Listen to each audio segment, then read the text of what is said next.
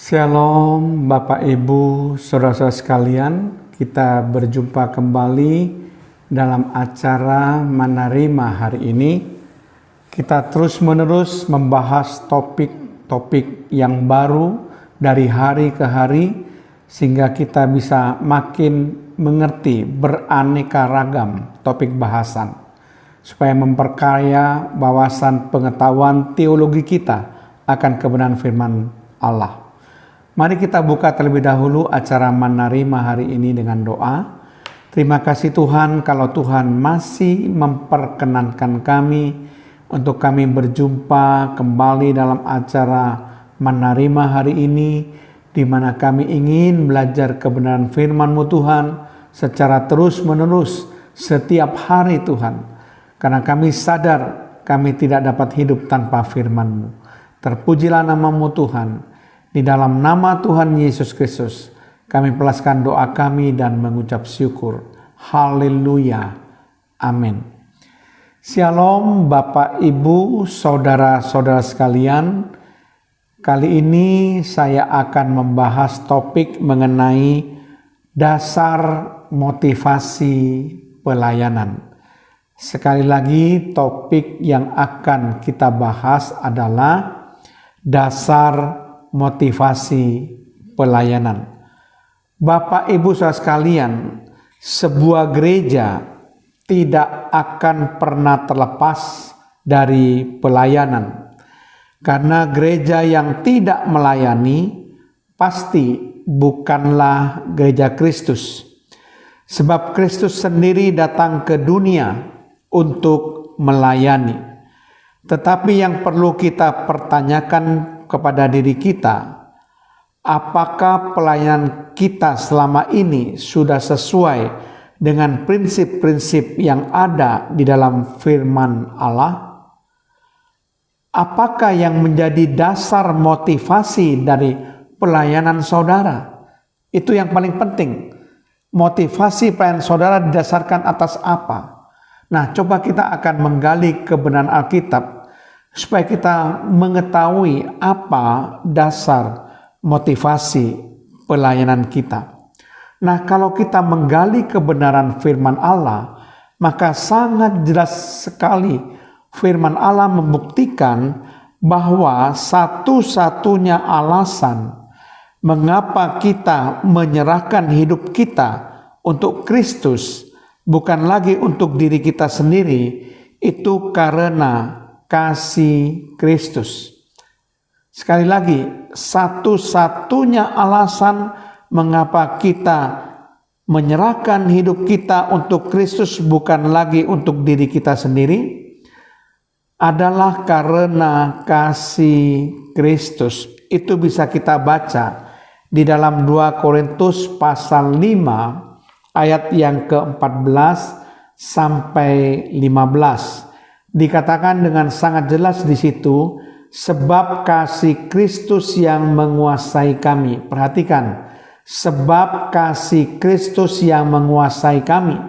Karena kami telah mengerti bahwa jika satu orang sudah mati untuk semua orang, maka mereka semua sudah mati. Ayat 15. Dan Kristus telah mati untuk semua orang, supaya, perhatikan, mereka yang hidup tidak lagi hidup untuk dirinya sendiri, tetapi untuk Dia yang telah mati, telah dibangkitkan untuk mereka. Perhatikan di sini kata-kata penting yang saya garis bawahi adalah sebab kasih Kristus yang menguasai kami.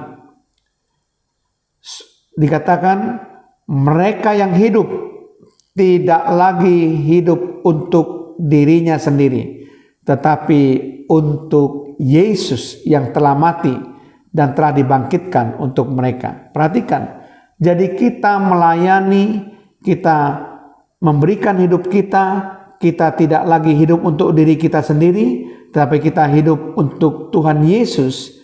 Itu semata-mata didasarkan karena kasih Kristus. Demikian pula dengan sangat jelas kalau kita membaca dalam surat Filipi pasal pertama ayat yang ke-16, di situ dengan sangat jelas disebutkan juga bahwa murid-murid Yesus memberitakan Kristus juga karena kasih.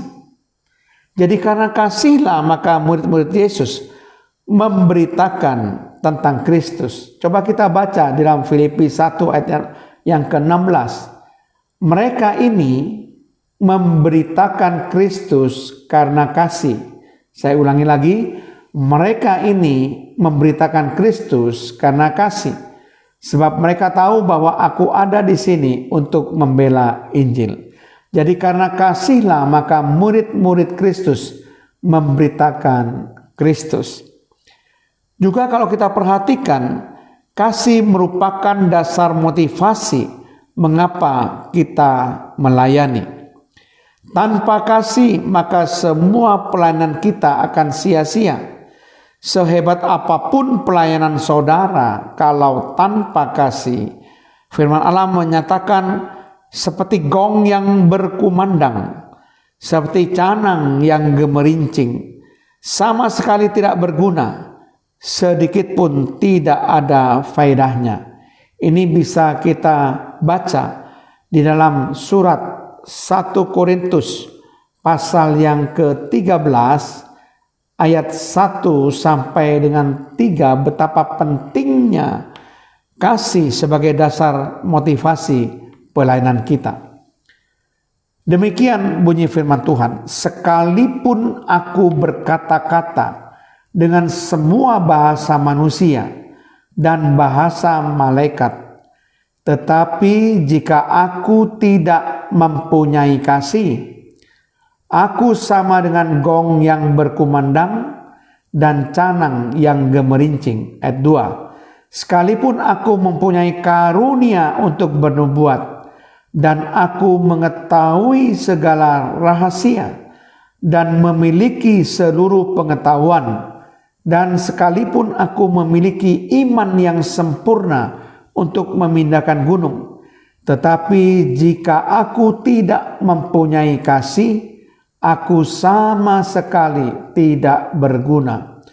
Dan sekalipun aku membagi-bagikan segala sesuatu yang ada padaku, bahkan menyerahkan tubuhku untuk dibakar, tetapi jika aku tidak mempunyai kasih, sedikit pun tidak ada faedahnya bagiku.